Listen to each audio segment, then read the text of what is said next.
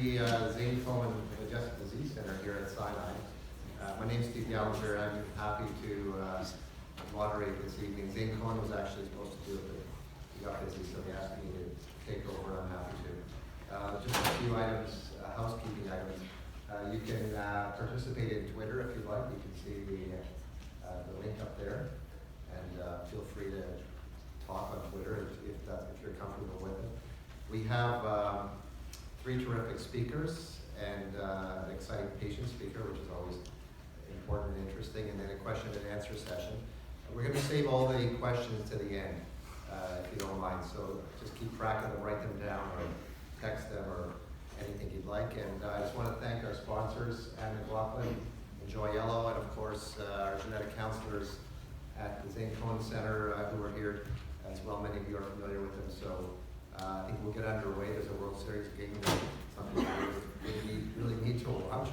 So we're hoping that we have an interesting educational night, and please participate. At the end, there's some questionnaires we'd like you to fill in as well. So just moving right along, Raymond Kim, a friend of mine and a geneticist at the Zane Cohen Center. He also works at Princess Margaret. Raymond's actually a very important hire to our program. For many years, for almost 25 or 30 years, we didn't have a formally trained medical geneticist. And Zane Cohen and myself and Rob Wright have been faking it. We've done a pretty good job, but we don't have the degree and experience that Raymond has. And our genetic counselors are working extremely well independently, but it's good to have medical geneticists, especially one interested in oncology. He's filling in a very important role at Princess Margaret and here at Mount Sinai. He's going to review some of the laws about genetic discrimination, new testing of families with Lynch syndrome, and some of the emerging genetic repair technology called CRISPR. So, Raymond.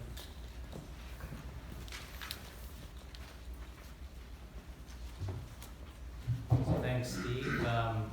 You guys did an excellent job in faking it, and it's a pleasure to join the team. So when Melissa had asked me to come up with this presentation, she gave me 3 topics that were kind of unrelated to each other.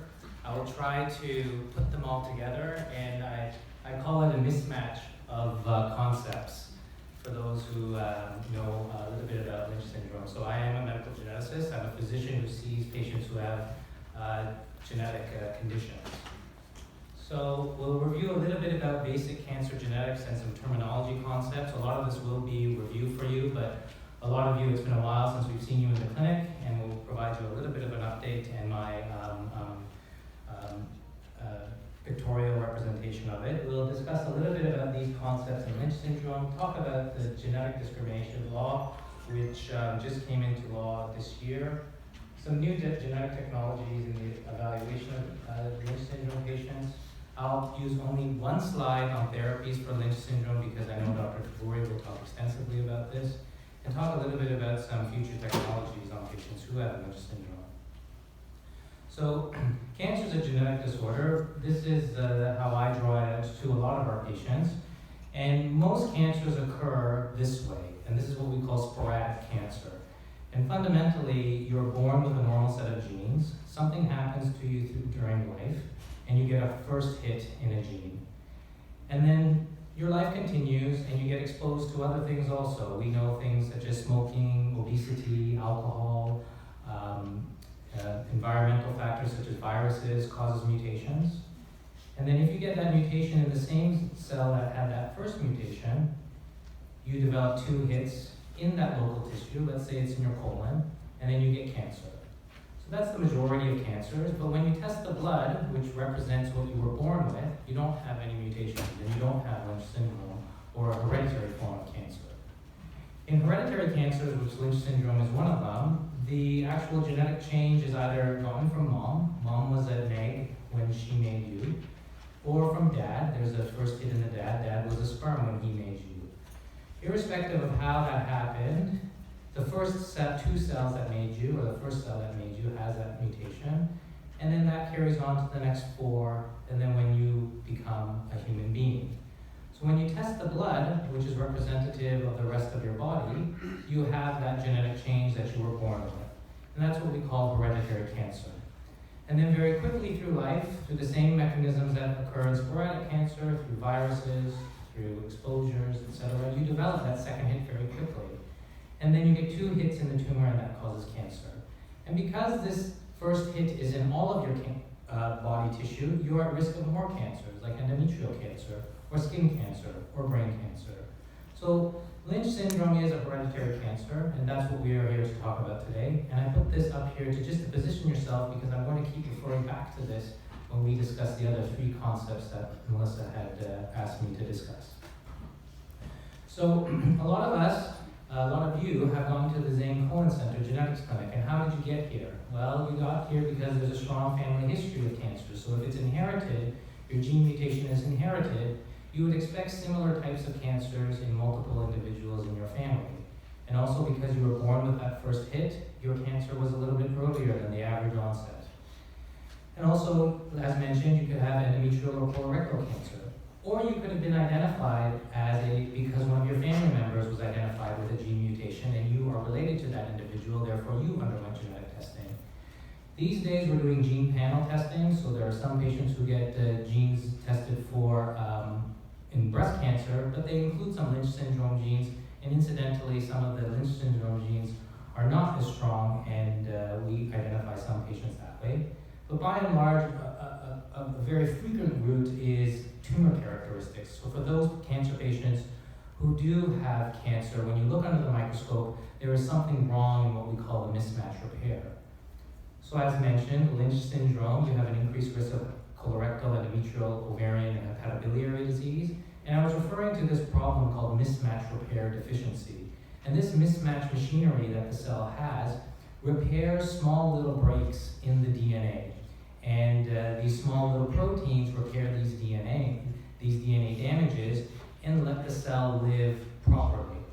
If one of these proteins is dysfunctional, or the gene close to it makes one of them dysfunctional, then this repair mechanism doesn't occur properly, and you accumulate a lot of damages. This is what we call the mismatch repair damaged problem.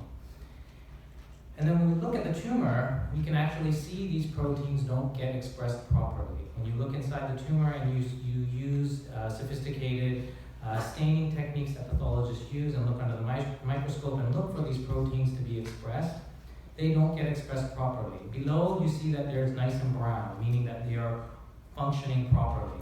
If they are not functioning properly, that's abnormal. So this is the term we use as immunodeficient or deficient, and they're not working properly. A subtle note is that this protein pairs with this protein, and this protein pairs with this protein, so sometimes we see a pairing of these types of patterns. There's also something that's called microsatellite instability. This is a term that we often use to patients who come into our clinic. And what does that mean? So microsatellites are regions of the genome that we don't use them very frequently in biology. They are just there because they are repeats. What we actually use them for is to do forensic testing. Many people, one person's microsatellites are very different from another person's microsatellites, so when they try to identify somebody on CSI, and they have those statistical analysis that it's a 1 in 1 billion chance that it is not this person, they analyze the microsatellites. But generally, throughout one person's life, those microsatellites are stable, meaning that they don't change over time, because you were born with them. What happens with mismatched proteins is that these microsatellites start to expand because this mismatch repair is not working properly.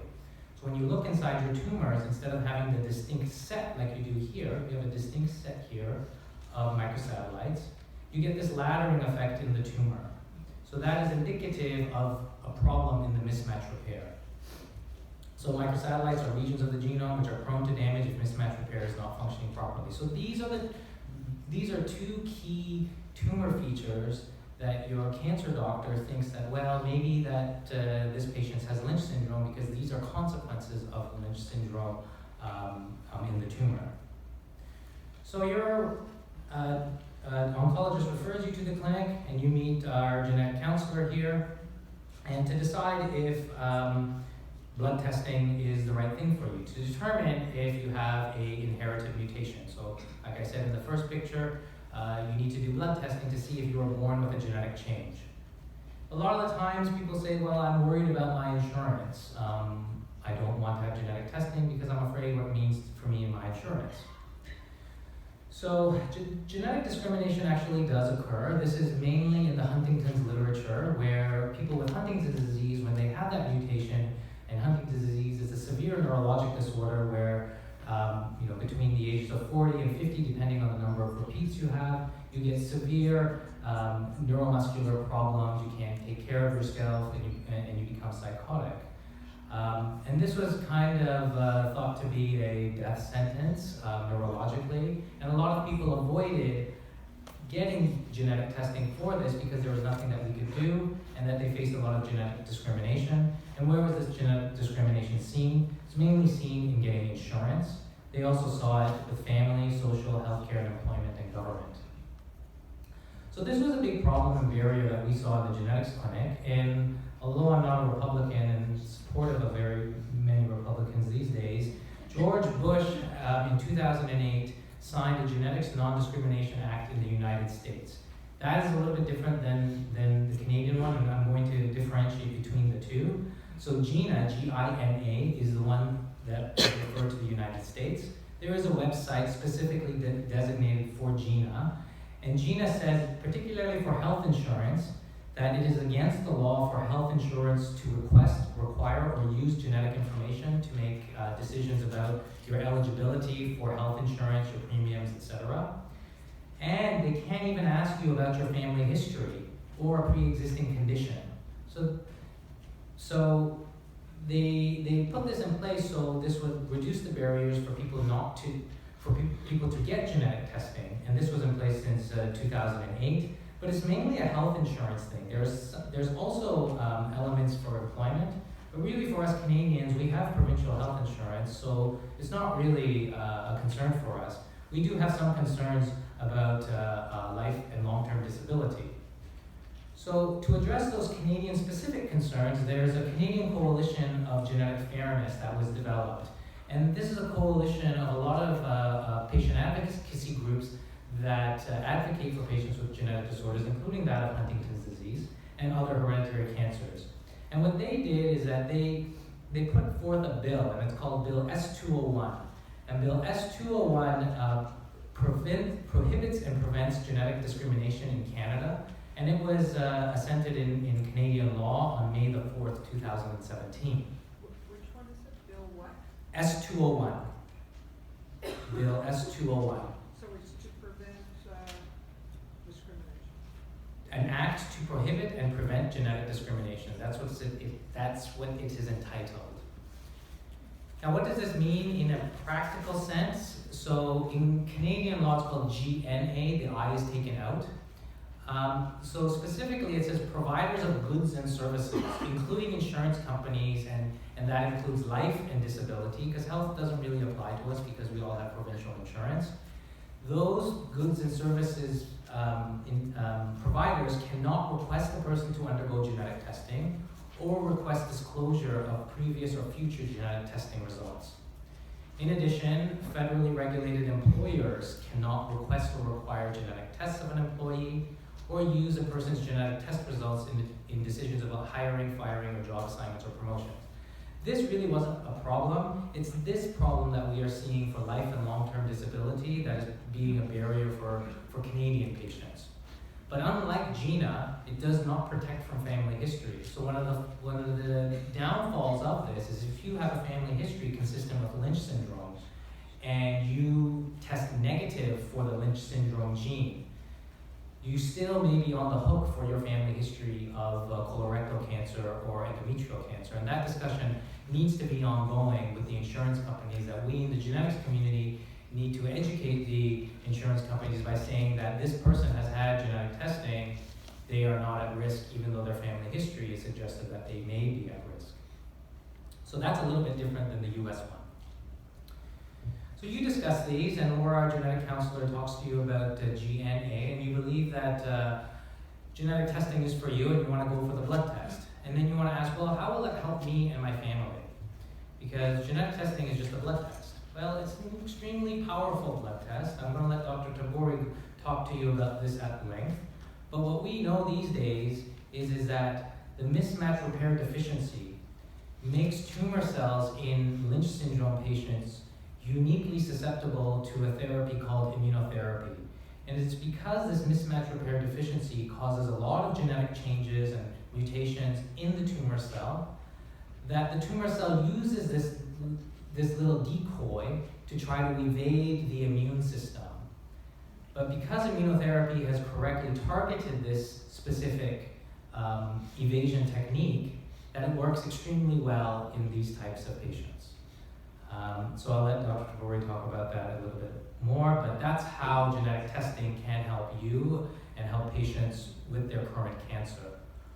More importantly, for future generations, we can stop the genetic change from being passed down to subsequent generations by doing either prenatal genetic diagnoses or pre-implantation genetic diagnoses, where you take your sperm and your partner's egg, or your egg and your partner's sperm, put them in a dish, test the embryos that have that specific genetic change that your family has for Lynch syndrome, discard those embryos, and those that do not have that genetic change, because you split your genetic material in half to your next offspring, you can put the ones that didn't inherit the change back into the mother.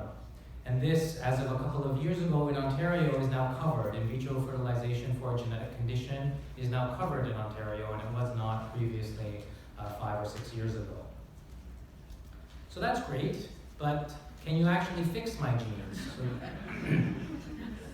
So this is a question that we face a lot, and this is a very, very sexy type of technique that is used in the press a lot.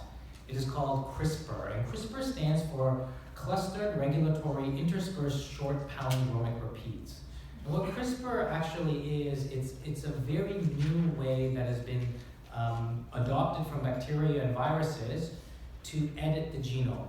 We've been able to actually edit the genome through old-fashioned, inefficient ways called homologous recombination, but in the past 5 to 10 years now, we were able to use this specific technology called CRISPR, which is much, much more efficient and high caliber. So this has been creating a lot of buzz, and well, can you fix my genes? So how it actually works is that there's this guide RNA. So that's the guide RNA, and there's Cas9 enzyme. And this Cas9 enzyme, if you have a properly engineered guide RNA, which could target your Lynch syndrome mutation, it can go into the DNA, replace it, and correct it, and then off you go. Your gene mutation has been corrected at high fidelity. Before, when we used less efficient techniques such as homologous recombination, we would have to screen tons and tons of colonies for these, hundreds of thousands. Now it's a few dozen or so, depending on the efficiency of the guide RNA. It's getting better and better as days go on. So can you fix my genes? Well, the question is why do you want to fix your genes? CRISPR may be useful in trying to fix the tumor problems that occurred. So locally, in both Lynch syndrome and non-Lynch syndrome patients, you do have genetic changes localized to the tumor. CRISPR can be used to try to change those back to normal. But in order to change and fix your Lynch syndrome, you have to fix all the genes in your body. And how are you going to get that CRISPR vector throughout your whole body? That is the main problem with gene therapy and trying to fix a Lynch syndrome patient's MLH1, MSH2, MSH6, PMS2, or FCAM mutation. That's the big limiting problems. And in any case, you were born with it. We can't fix it because it's in your whole body, because that's a limitation of the technology. And well, why don't you fix it when my next child is born? But we don't really need to fix that either, because we have prenatal options anyways, because you're not 100% going to pass your gene mutation onto your kids. So CRISPR these days, it may be useful in treating cancer in cancer patients by trying to fix the genetic changes locally in that tumor. Right now, for patients who have a hereditary disorder, it's not really ready for prime time. There's a big position statement that was just released on August 3rd, 2017 by the American Society of Human Genetics. There's a lot of problems with this, ethically speaking, because we are able to create genetically engineered embryos, and what does that mean from an ethical perspective? So these groups say that at this time, given the nature and number of unanswered scientific, ethical, and policy questions, it is inappropriate to perform germline gene editing that culminates in human pregnancy. However, there is no reason to prohibit in vitro germline genome editing on human embryos or gametes. So they say that you can play around with the embryos, but you just can't make a human being out of it after you made it with CRISPR. Interestingly, this was published on August the 3rd, 2017, and right on the heels of that, there was a big Nature paper that came out that corrected a hypertrophic cardiomyopathy gene that occurred in embryos, and they corrected it in human embryos. So this paper did not result in a human being in the end, but it has the potential to. So this is an area of genetic research that a lot of the ethical and genetics community are grappling with right now.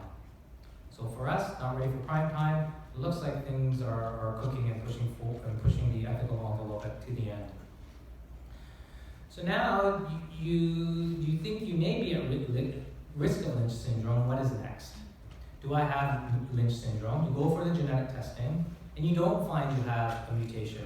Your tumor had features of Lynch syndrome, but when we tested your blood, we didn't find a mutation. So do I have Lynch syndrome, or do I not have Lynch syndrome? Is there new genetic testing that can figure this out? So as mentioned, we want to differentiate you between having Lynch syndrome, which is a hereditary form of cancer, where your mutation is in the blood, or a sporadic or acquired mutation. So what we actually can do is look for those 2 hits in the tumor. If we find 2 hits in the tumor that we didn't detect in your blood, then you don't have Lynch syndrome, because your tumor developed those 2 hits throughout life.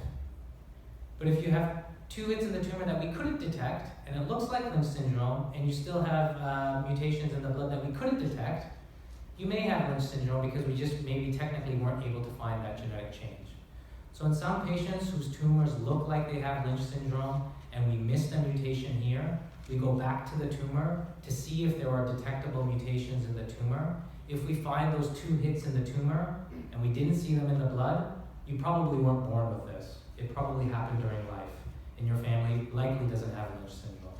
So that's a new technology we use in these families to try to, release the colonoscopies and all the surveillance that we do.